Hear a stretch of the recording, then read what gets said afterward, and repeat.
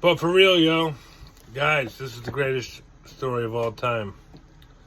For my man Jose out there. Here we go. Long time ago. In the heart of Bermuda Triangle. I don't know if you guys know about that. Look it up. A group of lobster fishermen set out on a routine expedition. They've done this many times. They were seasoned men used to the perilous seas, and they had no idea that this trip would be like any other they've ever experienced. The crew, 4 of them in total, was led by Captain Captain Davis, a grizzled man with years of salt water in his blood. Along for the ride were 2 younger fishermen, Alex and Ben, and an old friend, Tom, who hadn't been fishing in years but came along for the beers and wanted to get back into the swing of things. They had left the coast of Florida early in the morning, set out on a nice day of lobster fishing, hoping to catch their greatest catch of all time, as they spent a couple weeks planning their trip together. You know what I'm saying? They let the sun barely peeking over the horizon in the morning. They sailed straight into the heart of the Bermuda Triangle, which, if you don't know, I believe it is the one of the most dangerous parts of the sea anywhere in the world. Numerous boats have capsized and planes, and a lot of them have never been found. Look it up. Look it up! Anyways, these guys were determined. At first, everything seemed normal. Soon the weather grew very thick with fog, as is reported also with the Bermuda Triangle.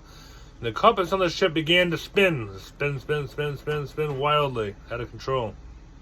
They tried adjusting it, but it made no sense whatsoever. Their navigation tools were useless. "Steady, lads," Captain Davis said, gripping the wheel. "This happens sometimes. We just need to hold our course. Hold our course." But sure as shit, things only got worse. The winds howled and a monstrous wave started rolling in from all directions. The north, the east, the south, the west, everywhere. Tossing the boat like a little baby toy in a storm. It was pretty terrifying. At times the sea seemed to stretch so endlessly in all directions, but the waves never stopped, crashing in terrifying, unnatural patterns, which made it really hard for Captain Davis to maneuver the ship. For 3 days, 3 days, the crew fought the storm. It was one of the biggest storms of all time. But no land appeared on the horizon anywheres. The fog was thick, and their compass was no longer a reliable guide at all at this point. Their food rations had begun to run low. Food was scarce. The men, exhausted and starving, barely spoke anymore, each lost in the madness of the endless Bermuda Triangle. Then on day number 4, strange lights appeared in the distance. It was a glowing blue that danced on the surface of the water. That's right. As the men approached cautiously, their eyes widened as figures started emerging from the water. Freaking mermaids, bro. But they weren't the gentle creatures of the legend that you see on Pretty Little Mermaid shows. Their eyes were cold, and their voices were like a seductive whisper. The mermaids spoke of despair, luring the men with their haunting melodies, promising that they could guide them safely if they would only surrender themselves. "We gotta get out of here," Alex yelled, pulling away from the edge of the boat where the mermaids had begun to chant. But it was too late. The crew found themselves unable to resist the pull of the siren call. Tom, with glazed expression, stood up and moved towards the water. The others had to physically restrain him, the mermaids' voices weaving all around them like a spell. Pretty wild shit going on here, guys. Desperation soon took over. After a few days of surviving on nothing but rainwater, they began to lose hope. Yep. That's when, on the edge of exhaustion, they spotted a strange figure on the horizon. They were like, oh boy, what is next? What are we going to get into now after this mermaid extravaganza? It was a small fishing boat approaching at an unusual speed.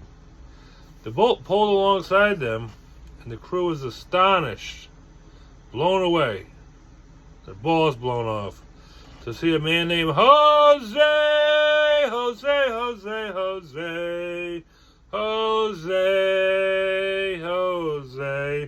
at the helm. Him and his loyal dog Roscoe beside him. Jose had heard of the missing fisherman on the radio, and with his weather map and trusty, dusty compass, he knew just how to navigate through the Bermuda's Triangle's tricks, as he was even more seasoned than Captain Dickface. Anyways, look here, folks, said Jose. His voice was very firm. You're lost. But I'm gonna get you guys home to your families.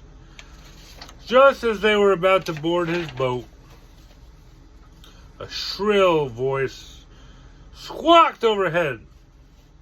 It was a parrot, perched on Jose's shoulder.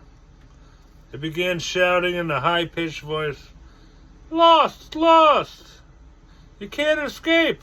Lost! Lost!" The men were dumbfounded. Jose only laughed at this point. It was the most annoying thing the fishermen have ever heard in their lives. But they didn't give a shit. They were just happy to have a chance at survival, as they were pretty much nearing the end. As Jose guided them back through the fog, the waves, calm, and the storm has now subsided. Finally, after almost a week, the mermaids disappeared into the depths, waiting for their next victims. Their haunting song faded away as well. After hours of tense navigation, they finally saw the coastline of Florida. Oh my God, Becky. Look at that land. It is so hot. A beacon of hope for sure. The men, weak but still alive, disembarked from Jose's boat. They took a look back, but the fog had closed in again. The Bermuda Triangle once more hidden in its supernatural grip. With Roscoe, the doggy, wagging his tail beside him and the parrot still squawking, "Lost! Lost!" in his ear, Jose gave a small wave. "Good luck out there, gents," he called before disappearing back into the midst of the triangle. The men were now saved, and the fishermen, they never, ever spoke of what happened to them again. But when they sailed into the open sea, they could never shake the feeling of the Bermuda Triangle. And I can tell you one thing. The two crew members and the other guy who just got back into it, they gave up the Bermuda Triangle forever! The end. Hit the like button, subscribe to the channel. If you want more cool stories like that, comment down below. See you guys on the next one. Later.